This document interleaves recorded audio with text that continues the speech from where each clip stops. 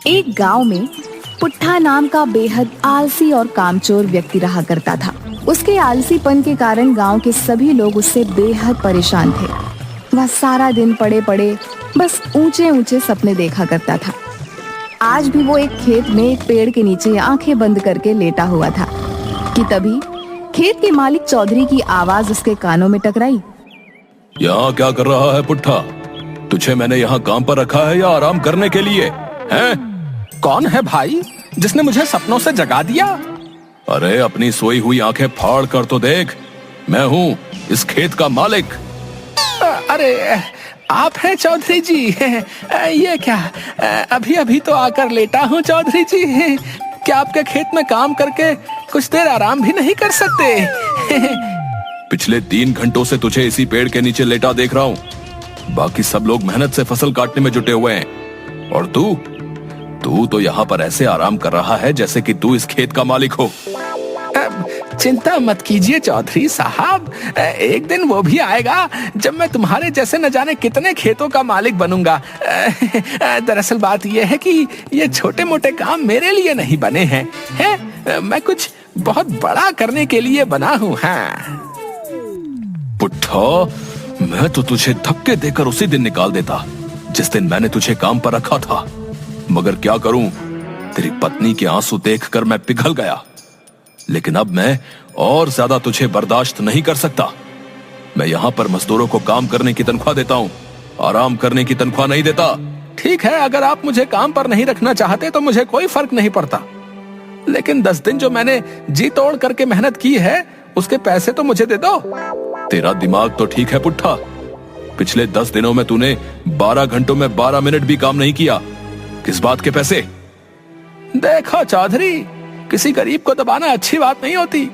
अरे आपने फिल्मों में नहीं देखा क्या, जब भी कोई अमीर आदमी किसी व्यक्ति को उसकी तनख्वाह नहीं देता था तो वो गरीब डाकू बन जाता था भाई। पुट्ठा की बात सुनकर चौधरी हंसने लगा।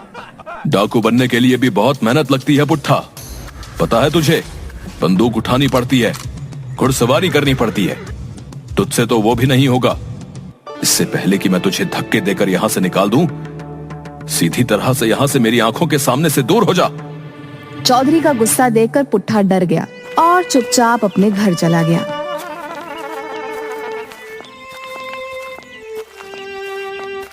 दोपहर के वक्त पुट्ठा को घर पर देखकर उसकी पत्नी शर्मिली को गुस्सा आ गया। अरे इतनी जल्दी काम से कैसे आ गए? तुम्हारा काम तो शाम को खत्म होता है ना? चौधरी ने मुझे काम से निकाल दिया। काम से निकाल दिया? लेकिन क्यों? अरे मैं उसके खेतों में 10 मजदूरों के बराबर जी तोड़ मेहनत करके काम कर रहा था। कुछ मिनट पेड़ के नीचे आराम करने के लिए क्या बैठ गया है, वो बुरी तरह से भड़क गया। हे भगवान, बड़ी मुश्किल से तो चौधरी के सामने आंसू बहाकर तो तुम्हें काम दिलवाया था, लेकिन तुम्हें वहाँ से भी निकाल दिया गया। आखिर तुम्हारा ये आलसपन कब जाएगा?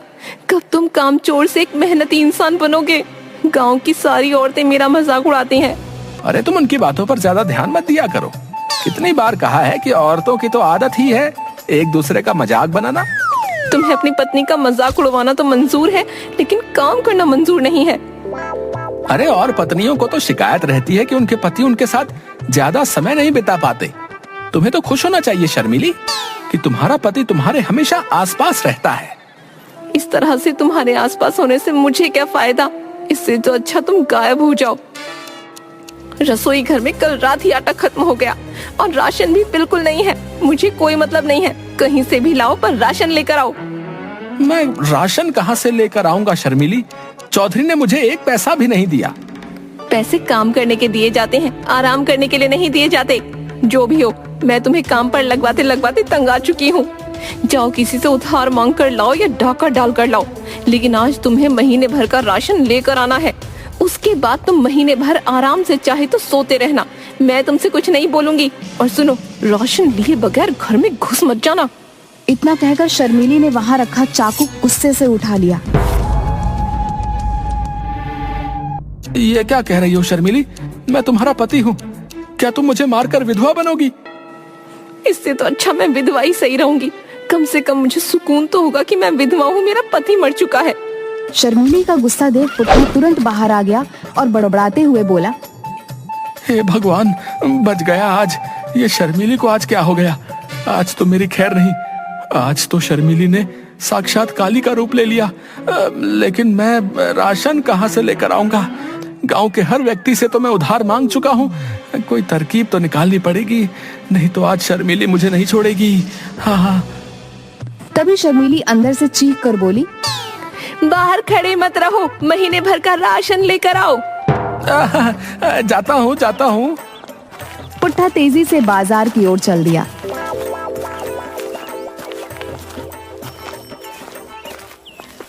मगर कुछ ही दूर जाकर वह थक गया।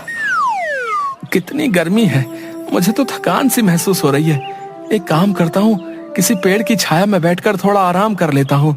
हाँ, और वहीं बैठकर कुछ सोचता हूँ कि ये राशन पानी का जुगाड़ कहाँ से किया जाए। पुट्ठा एक पेड़ के नीचे जाकर आंख बंद करके लेट गया। तभी उसके कानों में किसी साधु की कड़कदार आवाज टकराई। उठ जा कामचोर, यहाँ क्यों लेटा है? पुट्ठा ने देखा कि एक साधु उसे गुस्से से घूरे जा रहा था।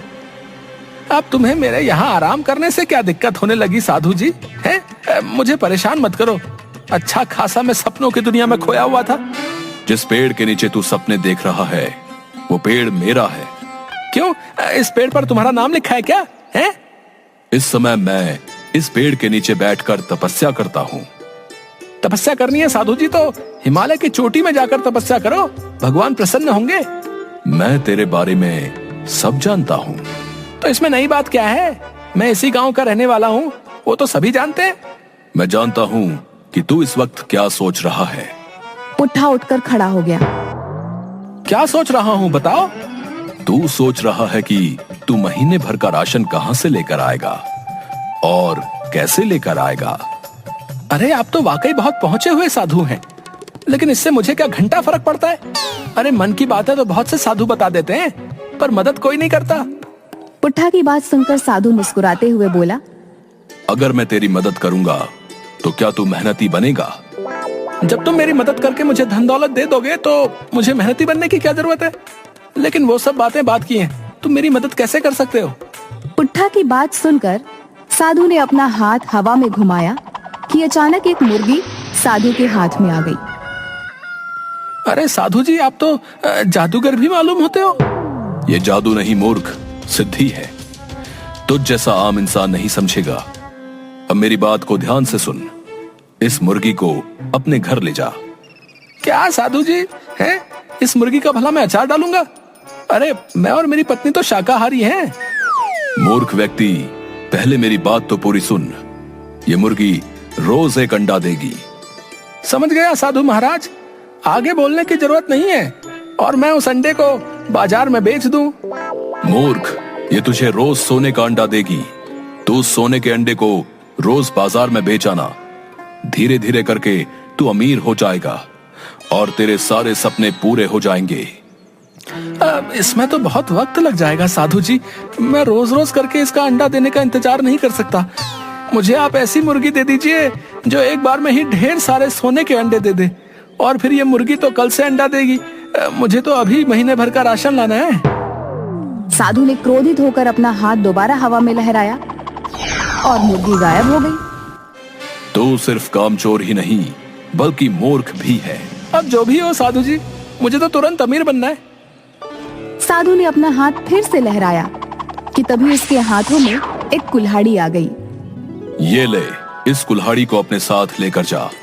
इस कुल्हाड़ी की खासियत ये है कि तू इस कुल्हाड़ी को जिस पेड़ पर भी चलाएगा, ये कुल्हाड़ी उस पेड़ को अपने आप काट देगी और तू उन लकड़ियों को बाजार में बेच आना। ये कैसी बातें कर रहे हैं साधु जी? हैं? कुल्हाड़ी ही देनी थी तो सोने की देते। अब आप ही बताइए, लकड़ियां बेचने तो मुझे बाजार जाना पड़ेगा ना, उसमें मेहनत लगेगी, वो मैं नहीं कर सकता।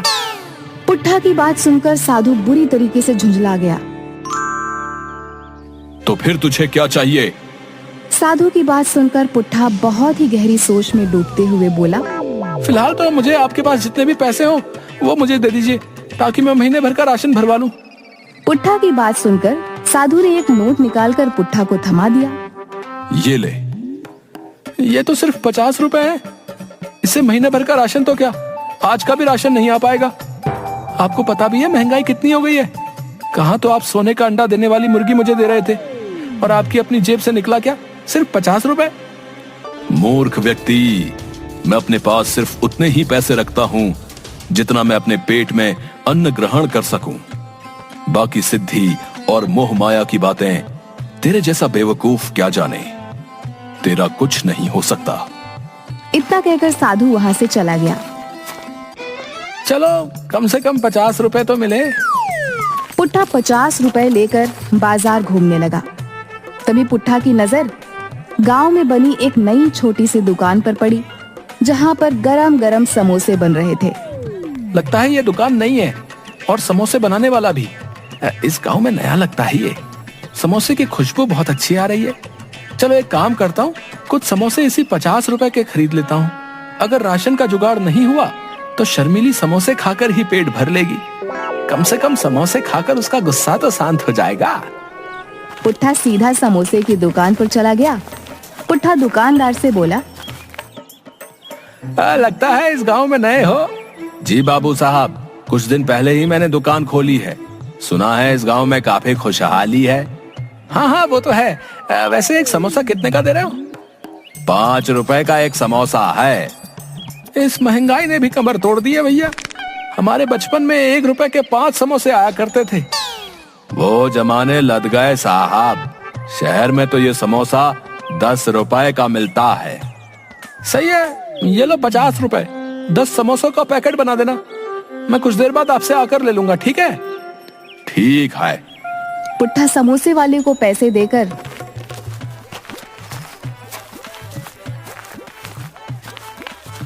बाजार में इधर उधर नजरें दौड़ाने लगा। तभी उसकी नजर एक राशन की दुकान पर पड़ी। पुट्ठा उस दुकान में घुस गया। ये लो झोला और महीने भर का राशन भर दो, और पैसे हिसाब में लिख लेना। मैं अगले महीने दे दूंगा, ठीक है? तेरा दिमाग तो ठीक है पुट्ठा, हैं? अबे तूने तो पिछली उधारी ही नहीं चुकाई। पिछले 6 महीने से तू मुझसे यही कह रहा है कि कल दे दूंगा, कल दे दूंगा। मेरे पैसे देना तो दूर, तू उल्टा उधार मांगने वाला चला आया। भाग यहाँ से।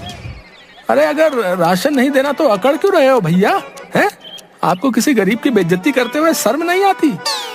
अबे तू पिछला उधार दिया नहीं और नया उधार मांगने और आ गया। तेरी आरती उतारू क्या है बे? देख पुट्ठा, मैं तुझे 1 रुपए का भी उधार नहीं देने वाला। सबसे पहले पिछली उधारी चुका, और उसके बाद जो भी सामान खरीदना है नगद खरीद। तभी दुकानदार के पास उसका नौकर भोला आ गया। दुकानदार भोला से बोला, अरे भोला, वो जो समोसे वाला है, उससे तू मेरी पत्नी का हार छुड़वा आया क्या? हाँ साहब, मैंने उसे पूरे पैसे दे दिए। भोला की बात सुनकर पुट्ठा सोच में पड़ गया। उसने आंखों के इशारे से भोला को अपनी ओर बुलाया। इतनी बड़ी राशन की दुकान का मालिक होकर इसने उस समोसे वाले को अपनी पत्नी का हार क्यों दे दिया? अरे वो समोसे वाला जो है ना, समोसे के साथ साथ ब्याज का भी काम करता है। मालिक को पैसों की जरूरत थी, तो उन्होंने अपनी पत्नी का हार समोसे वाले के यहाँ गिरवी रख दिया। आज पैसे देकर वो हार छुड़वा लिया। तभी पुट्ठा के दिमाग में एक विचार आया। बड़ा अकड़ रहा था ना, अभी तुझे बताता हूँ।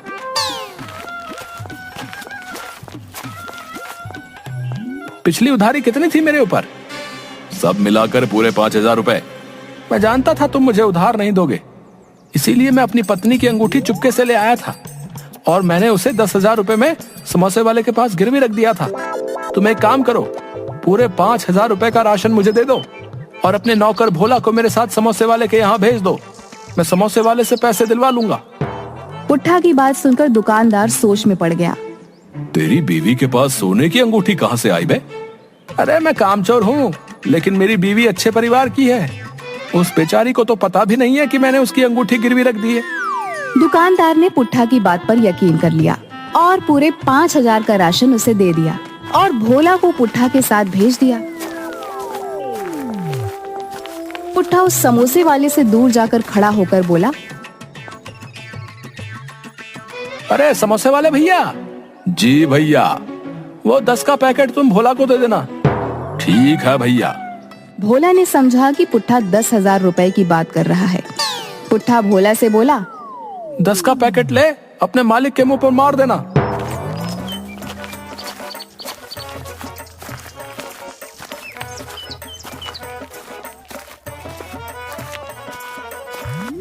राशन देकर शर्मीली हैरत में पड़ गई। ये महीने भर का राशन कहाँ से ले आए तुम? अरे तुमने तो कहा था चोरी करके लाओ या डाका डाल कर लाओ, कहीं से भी लाओ, तो मैं ले आया भाई। हे भगवान, उस वक्त मैं गुस्से में थी। तुमने कहीं वास्तव में चोरी तो नहीं की? अरे नहीं नहीं शर्मिली, इस बार मैंने अपना तेज दिमाग का इस्तेमाल किया है। अब देखना, कुछ ही दिनों में मैं तुम्हें रानी बना दूंगा, रानी। हाँ। पुट्ठा ने इतना कहा ही था कि तभी राशन वाला पुलिस लेकर वहां पहुंच गया।